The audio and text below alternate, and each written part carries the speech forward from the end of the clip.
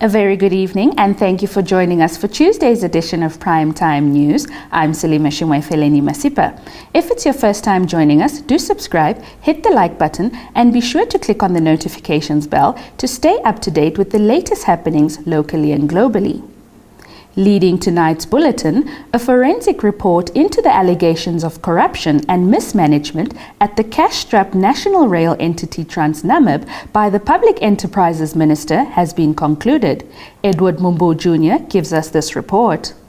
Audit firm Ernst & Young was tasked to execute the task by Public Enterprises Minister Leon Schuster in August last year. This report is now with Schuster for input. After his contribution, the forensic report will head to the National Anti-Graft Body. The audit stems from Schuster's 2020 instruction to Transnamib board chairperson, Advocate Sigrid Sishorakisa, to institute an investigation into allegations, open quote, which, if true and left unchecked, may have detrimental consequences for the operational and financial sustainability, close quote, of the struggling parastatal. Superior among the countless allegations against Transnamib is that the company has a bloated management structure consisting of 9 executives, believed to be overcompensated. The executives each take home no less than 100,000 Namibian dollars in monthly salaries, a vehicle allowance of 15,000 Namibian dollars and 6,000 Namibian dollars in fuel allowance. Approached on the progress of the investigation last week, Schuster responded, "The Transnamib report is in draft form and will only be complete when their inputs are incorporated. Regardless of this," he added, "they will not be allowed to share the actual reports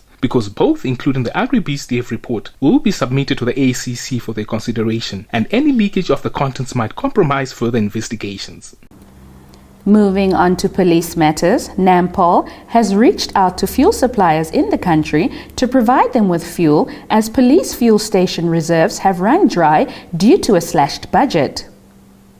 Inspector General of Nampol Lieutenant General Sebastian Ndeitunga on Monday confirmed to Nampa that some of Nampol's fuel pumps across the country have run dry due to a reduced budgetary allocation. While the most affected regions are Oshana and Erongo, the other regions are almost in the red zone as some of their pumps are running dry too. The police chief explained that their budget cut was due to the financial and economic challenges faced by the country and the rest of the world due to the COVID-19 pandemic. Ndeitunga added that the police, through the Ministry of Home Affairs, Safety and Security, have arranged with fuel suppliers to have their fuel stations refilled and only make future payments. He stressed that the situation is frustrating and dire, that officers in some instances are not able to attend to crime scenes. Ndeitunga urged police officers in all regions to exercise prudence in the use of fuel once received and ensure that vehicles are only utilized on a needs basis.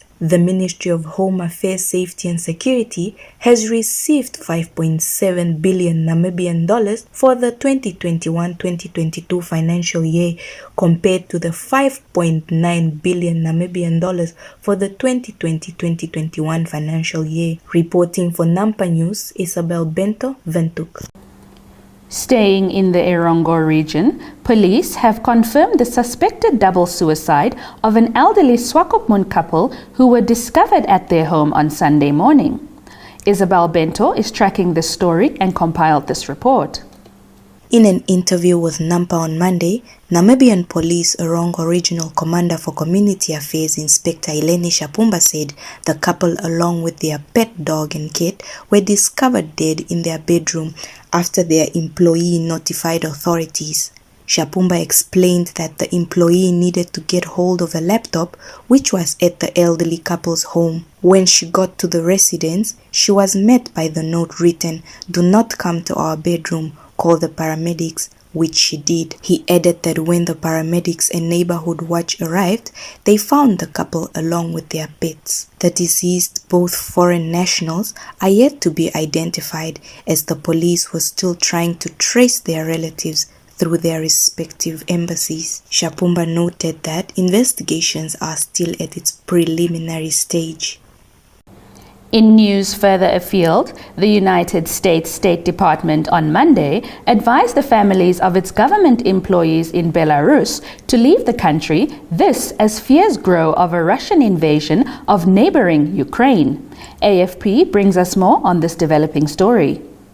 The order came after Washington and Moscow clashed over Ukraine at the UN Security Council and after Washington threatened to slap sanctions on wealthy Russian oil rigs if the ex-Soviet state is attacked. The US also accused Russia on Monday of planning to build its military force in its ally Belarus to 30,000 within weeks. The State Department Travel Advisory on Monday ordered the departure of family members of US government employees from Belarus. Russia has massed up more than 100,000 troops on its borders with Ukraine, sending tensions soaring with intense efforts by NATO to deter invasion. Moscow has also already placed some 5,000 troops in Belarus, according to the US. But her Russian counterpart, Vasily Nebenza, rejected the allegations and said Washington was engaging in hysterics by calling the council meeting held on Monday on Ukraine. He said no Russian official had threatened to invade the former Soviet Republic and that Ukrainians were being brainwashed by the Russia-phobia of the West.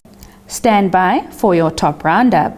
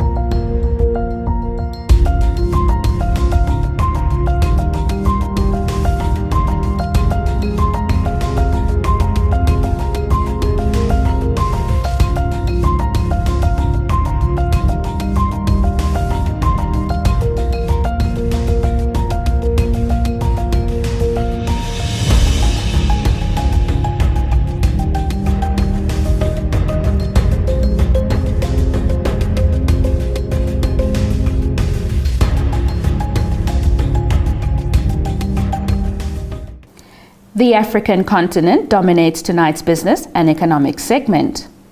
We start in Ghana, where a United Nations Development Programme official on Monday noted that the body will aid businesses owned by Ghanaian women and youth to reap the benefits of the African Continental Free Trade Area Initiative. More on this from Xinhua. Angela Lusiki, the UNDP resident representative in Ghana, made the pledge at a one-day sensitization workshop for local media on the roadmap of the start of the trading under the African Continental Free Trade Area. Lusingi said the UNDP would also work with the government of Ghana and the African Continental Free Trade Secretariat to ensure that the implementation of the agreement helps Ghana accelerate its attainment of the Sustainable Development Goals. Lusingi stated that the African Continental Free Trade Secretariat represents a once-in-a-lifetime opportunity to transform Africa's economic landscape and share prosperity through trade, and Ghana is fortunate to host the Secretariat. She said many development initiatives often left businesses owned by women and youth behind in their development and implementation, which go a long way to deepen poverty in the African region. She added when this is localized, the benefits of the African Continental Free Trade Area will accrue to all, particularly women and youth. On to energy matters. Global energy giants were quick to halt their Mozambican gas projects when jihadist violence erupted on their doorsteps. After months of calm, reviving those multi-billion-dollar projects is a much slower job. AFP gives us more insight. Total Energy CEO Patrick Pouyanné visited Maputo on Monday saying he was optimistic about the $20 billion project. Pouyanné said a lot of progress has been done and that more work was needed to ensure lasting peace. He noted that security is not only a matter of armed forces, but also a question to work together with the population. Vast natural gas deposits were discovered in the northern province of Cabo Delgado in 2010, the largest ever found south of the Sahara. Once tapped, Mozambique could become one of the world's 10 biggest exporters. Since then, the Muslim-majority province has attracted 3 mega projects: Total Energies Mozambique LNG, ExxonMobil's Rovuma LNG, and ENI's Coralsal FLNG. Since then, 3,500 people have been killed and 820,000 have fled their homes. Of the 3 projects, only ENI is on track. The Italian company's LNG facility is entirely offshore. ENI told AFP that it's set to begin production in the second half of 2022.